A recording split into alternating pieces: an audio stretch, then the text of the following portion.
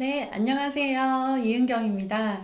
손 흔드는데 재미 붙였습니다. 네, 좀 청순해 보이죠? 3일 된 머리입니다. 머리가 길면 좋은 게 안 감아도 티가 많이 안 나요. 여기 자세히 보면 뭐 기름지고 막 그렇죠. 근데 영상에서 얼핏 보시면 티가 잘 안 나죠. 그쵸? 네, 그래서 안 감고 찍는 날도 많습니다. 네, 운동도 또 독서도 칭찬도 우리 열심히 했으면 좋겠습니다. 제가 이틀에 한 번이라도 하시라고 말씀드렸는데 정 힘드시면 네, 3일에 한 번. 오늘은 운동하는 날, 내일은 독서하는 날, 네, 그 다음 날은 칭찬하는 날. 이렇게 정해 놓으세요. 힘들 때는 조절해야 됩니다. 너무 막 밀어붙이다가 서로 너무 힘들어져요. 네, 저는 요즘 일요일마다 서울에서 선생님들, 현직 선생님들 대상으로 글쓰기 모임을 하고 있어요. 정확히는 책쓰기 모임이고요. 선생님들 열심히 책 쓰시는 거 제가 코칭 해드리고 있습니다. 너무 재밌어요. 제가 현직 선생님들 막 부추겨서 책 많이 쓰게 할 테니까요. 네, 좋은 정보들이 정말 많으시더라고요. 우리 어머님들한테 도움될 만한 좋은 책 많이 나올 수 있도록 응원해 주셨으면 좋겠습니다. 오늘은요, 국어 학습 결손. 그러니까 우리 온라인 상황, 지금 한 학기가 날아갔죠. 날아간 상황에서 국어 때문에 불안하다. 나만 뭘 안 시키고 있는 것 같다. 다른 집들은 뭔가 시키는데, 우리 뭐 도대체 그것의 실체가 무엇이냐 궁금하신 분들, 예, 국어 시키는 엄마가 제가 뭘 시키고 있는지, 초등 국어에서 뭐가 필요해서 왜 그걸 시키고 있는지 설명을 드릴게요. 기본적으로는 예, 국어에서 초등 국어에서 즉 초등학교를 졸업할 때쯤 초등 아이들의 국어 실력에서 필요한 것들을 생각을 해보세요. 6학년 졸업할 때 얘가 갖추고 있어야 될 국어 실력이 무엇인가를 생각을 한 다음에 거꾸로 내려오면 지금 무엇을 해야 될지 아마 조금 이해가 되실 거예요. 저는 계속 이제 그 역으로 생각하는 그것에 대해서 훈련을 많이 하는데요. 고3 때 가을에 수능을 보죠. 그리고 고3 1년 내내 고등학교 3년 동안 내신 성적이 필요하죠. 그걸 위해서 지금 뭘 해야 될까? 이렇게 거꾸로 와서 생각을 하는 거죠. 일단은 뭐 고등학교까지는 네, 다음에 말씀드리고요. 오늘은 초등학교 졸업할 때 어느 정도의 국어 실력을 가지고 있으면 좋을까를 생각을 해볼게요. 가장 중요한 거 제가 늘 강조드리지만 읽기와 쓰기입니다. 이 기본적인 읽기와 쓰기가 되어 있지 않은 상태에서 아이가 뭐 한자를 굉장히 잘한다거나 어휘력이 풍부하다거나 네, 혹은 뭐 맞춤법이 정확하다거나 하는 게 큰 의미가 없어요. 계속 읽는 아이 그리고 거침없이 쓸 수 있는 아이로 만들어주는 게 중요해요. 그렇다면 지금 온라인 학습 시즌 한 학기가 날아가 버린 상황, 엄마표로 뭔가를 해야 되는 상황에서 읽기와 쓰기에 시간과 노력을 많이 들이셨으면 좋겠어요. 제가 어떤 도움을 드릴 수 있을까 생각을 하던 중에 제가 어떤 분을 만났는데요. 그분이 일 때문에 만나신 분이었어요. 그러니까 강의에서 제 강의를 들으러 오신 어머님이 아니라 그냥 예, 그 일이 있어서 미팅을 했는데 그분이 뭔가 수줍게 꺼내시더라고요. 예, 2학년 딸이 매생이 클럽 영상을 보고 썼던 글을 공책을 이만큼 싸갖고 오셨어요. 그걸 보고 너무, 네, 을 느꼈죠. 그래서 이제 매생이 클럽을 제대로 해야 되겠다. 코로나는 끝이 안 날 거고, 엄마가 엄마표로 다 끌어갈 수 없다면 도움을 드려야 되겠다. 우리 아이들에게 쓸 수 있는 사람이 되게 만들어줘야 되겠다. 그래서 야곱야곱 매생이 클럽 전용 채널을 하나 준비하고 있습니다. 저희 채널에 왔다 갔다 하니까 좀 힘들더라고요. 그래서 아예 채널을 따로 개설을 하고 운영을 할 테니까 네, 조금만 더 기다려 주세요. 독후 활동을 뭘 해야 되나요? 라는 것보다는요, 읽기를 잘한다 라고 하는 건요, 첫 번째는 책을 좋아하느냐, 두 번째는 글밥이 늘어나고 있느냐, 네, 세 번째 책을 읽는 시간이 많아지고 있느냐, 요걸 확인을 하셔야 되고요. 안 돼 있으면 학습 결손을 고민하시는 그게 바로 읽기, 이 읽기 기능, 독해력, 문해력을 늘리고 있는 이것이 가장 중요하다고 생각을 하셔야 돼요. 그러니까 지금 어떤 문제집을 풀려야 되는데 저만 안 풀리고 있나요? 그게 아니고요. 네, 우리 아이가 또래보다 높은 수준의 책을 읽느냐, 또래에 비해서 책을 굉장히 좋아하느냐, 또래에 비해서 책 읽는 시간이 많으냐, 이거를 점검을 하시라는 거예요. 그리고 쓰기 들어가 볼게요. 쓰기는 일기를 매일 써야 돼요. 학교를 갔으면 매일 검사를 받았을 아이들이요. 지금 집에 있으니까 일기 검사를 일주일에 한 번을 받거나 혹은 받지 않고 있는 상황, 일기가 이제 선생님의 영역에서 엄마의 영역으로 넘어왔죠. 그러면서 흐지부지 되고 있을 거예요. 예, 자유노트, 작가노트, 뭐 이름은 붙이기 나름이고요. 일기를 매일 쓰는 거를 습관으로 꼭 만들어 주시고요. 매일매일 써가는 아이한테 한 주 동안 열심히 쓰면 주말에 즉각적인 보상을 해 주세요. 네. 보상의 힘으로 계속 가다가 그게 습관이 되면 그때는 보상이 없이도 이제 자기가 그거를 큰 노력 없이 할 수 있게 되는 거예요. 제가 요즘 읽고 있는 헤빗이라는 책에서 나온 내용이고요. 맞다라는 생각을 했습니다. 제가 최근에 이제 아는 분이 저희 구독자님께서 재미있게 쓰신 책을 보내주셨어요. 일기 쓰기 재미사전이라고 해서요. 이렇게 앞에 뒤집으면 뒤에가 되어 있는데요.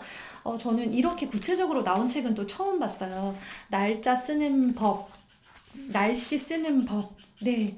이렇게 좀 다양한 이렇게 재미있는 예들이 많이 나와 있어가지고요. 아이가 너무 힘들어하면요. 이거는 아이가 보는 책이에요. 그러니까 아이한테 이걸 보고 이렇게 한번 써볼까라고 할 수 있는 책이니까요. 이런 책도 있다는 거 참고해 주셨으면 좋겠고요. 엄마 혼자 막 끙끙 앓으면서 막 다 검색하려고 하지 마시고요. 좋은 책 한 권이면 정말로 아이한테도 엄마한테도 한 단계 껑충 오를 수 있는 그런 계기가 될 수 있습니다. 네, 재미있는 책이니까 참고하시고요. 이렇게 구독자님들 중에서 책을 출간을 하신 경우에는요.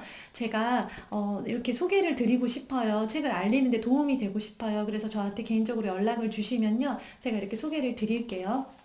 그 다음에 초등에서 또 꼭 잡아야 되는 게 맞춤법이에요. 그쵸? 이 맞춤법을 바탕으로 해서 중고등학교에 수행평가, 쓰기평가가 정말 많아요. 선생님들이 아이를 한 명씩 놓고 면담을 한다는 건 사실 좀 불가능해요. 그럴 만한 시간과 네, 이 부족하기 때문에 결국에는 써서 낸 걸 가지고 선생님이 평가를 하실 수밖에 없기 때문에 쓰기가 그만큼 중요하다는 거고요. 내용이 정말 훌륭한데 맞춤법이 엉망인 경우가 많지는 않겠지만 대부분은 쓰기가 훌륭한 친구들은 맞춤법도 좋습니다. 그런데 쓰기가 내용이 좋은데 맞춤법이 안 되는 것 때문에 때로는 피해를 보는, 그리고 비슷한 아이들이 있다면 한 단계 아래 점수를 받을 수 없는 경우가 있겠죠. 네, 그래서 맞춤법이 필요하다고 하는 거고요. 초등 6학년까지는 교정이 되어 있어야 돼요. 완벽하게는 아니에요. 그런데 어이없는 맞춤법 실수 있잖아요. 뭐 이런 걸 모르나? 라고 생각되는, 네, 그런 것들에 대해서는요, 교정이 필요합니다. 그래서 맞춤법 신경 써주세요. 아이가 어려워하는 맞춤법을 큼지막하게 써서 여기 사방팔방에 붙여 놓으세요. 틀린 글자는 쓰지 마시고요. 제대로 써서 붙여 놓으시면요. 나중에 아이가 이 뭐더라 할 때 냉장고에 붙어 있는 그 종이가 기억이 날 거예요. 맞춤법 신경 쓰시고요. 읽기, 쓰기, 맞춤법. 그 다음이 어휘입니다. 최대한 많이 늘려놓으면 당연히 좋겠죠. 그쵸?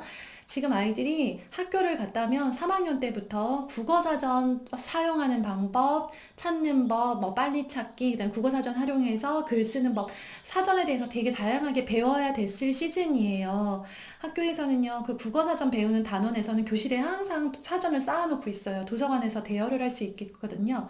그런데 그 활동들을 지금 아이들이 제대로 못하고 있는 상황이에요. 그래서 이럴 때 뭔가는 해줘야 되는데 라고 생각이 드신다면요. 국어사전 한 권씩 사세요. 네. 보리 국어사전과 연세 국어사전 두 종류가 나와 있고요. 초등아이들 보기에는 이 두 개가 가장 좋더라고요. 두 개가 뭐 어떤 게 더 좋으냐? 여기 두 개는 크게 나쁘고 더 좋은 경우 전 제가 보기에는 없었어요. 그래서 저는 이제 알라딘에 이제 사전을 중고로 사려고 저는 갔더니 연세가만 있더라고요. 그래서 연세를 그냥 사갖고 왔고요.